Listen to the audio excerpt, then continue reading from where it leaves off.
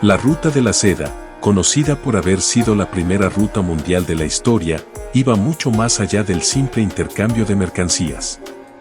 En realidad, los miles de caminos interconectados permitían un fructífero intercambio de religiones, culturas, ideas y tecnologías.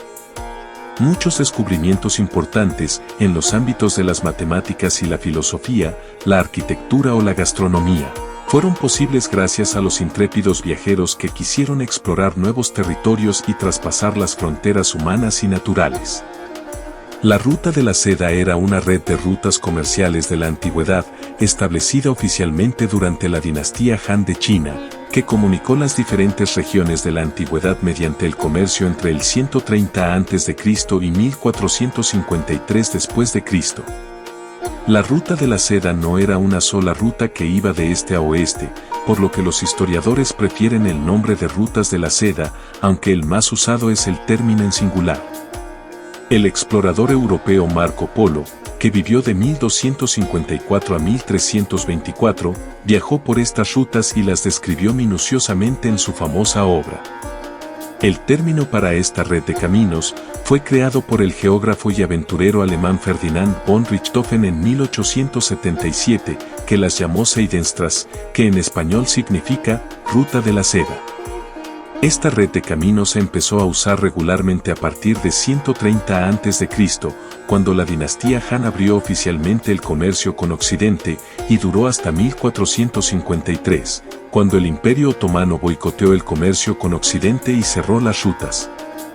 Para entonces, los europeos ya se habían acostumbrado a los bienes de Oriente, y cuando se clausuró la Ruta de la Seda, los mercaderes tuvieron que encontrar nuevas rutas de comercio para satisfacer la demanda de estos productos.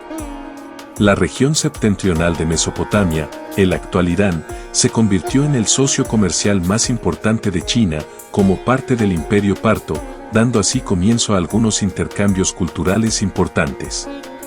El papel, que se había inventado en China durante la dinastía Han, y la pólvora, también un invento chino, tuvieron un impacto en la cultura occidental mucho mayor que la seda. Las ricas especias orientales también contribuyeron más que la moda que surgió de la industria de la seda. Pero a pesar de todo, para la época del emperador romano Augusto, el comercio entre China y Occidente ya estaba bien establecido y la seda era el lujo más deseado en Egipto, Grecia y especialmente Roma. Para la época de Séneca, los romanos conservadores denunciaban aún más ardientemente que Augusto la inmoralidad de la seda china para los vestidos de las mujeres, añadiendo que era una ropa afeminada para los hombres. Sin embargo, estas críticas no consiguieron parar el comercio de seda en Roma. Hasta la época del emperador Marco Aurelio, la seda era el lujo más preciado en Roma, y ninguna crítica conservadora parecía suficiente como para reducir el comercio o acabar con la moda. El mayor valor de la Ruta de la Seda fue el intercambio cultural. El arte, la religión, la filosofía, la tecnología, los idiomas, la ciencia, la arquitectura, y todos los demás elementos de la civilización se fueron intercambiando a lo largo de estas rutas, transportados con los productos comerciales que los mercaderes llevaban de un país a otro. A lo largo de esta red de rutas también viajaban las enfermedades, como demuestra la propagación de la peste bubónica en 542 después de Cristo, que se cree que llegó a Constantinopla a través de la Ruta de la Seda y que decimó el Imperio Bizantino. La clausura de la Ruta de la Seda forzó a los mercaderes a echarse al mar para seguir comerciando, dando así comienzo a la era de los descubrimientos, que llevó a la interacción mundial y los comienzos de la comunidad global.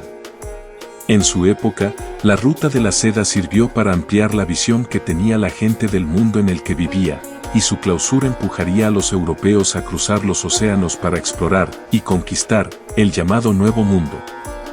En este sentido se puede decir que la Ruta de la Seda estableció las bases del desarrollo del mundo moderno.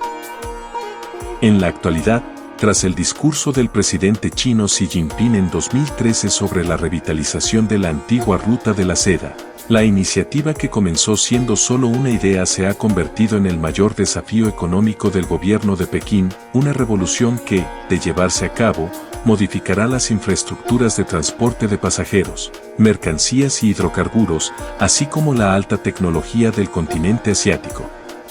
Denominado con la sigla OBOR, One Belt One Road, un cinturón una ruta, el plan pretende ser la clave del ascenso de China como superpotencia. La ruta de la seda 2.0 ya es una realidad. Decidiendo tomar el liderazgo en el Pacífico, creando una mejora de infraestructuras de conectividad a lo largo del corredor euroasiático y en particular en Asia Central. Crea la ruta de la seda marítima del siglo XX con un presupuesto de $40 billones en referencia a las rutas de navegación entre China, el sudeste asiático y el Océano Índico, llegando hasta África Oriental. Por último, la creación del Banco Asiático de Inversiones en Infraestructura. El objetivo de generar nuevos y más fuertes mercados para la creciente exportación de bienes y servicios chinos y así conseguir fortalecer su propia economía, marcada por una pequeña desaceleración en los últimos años.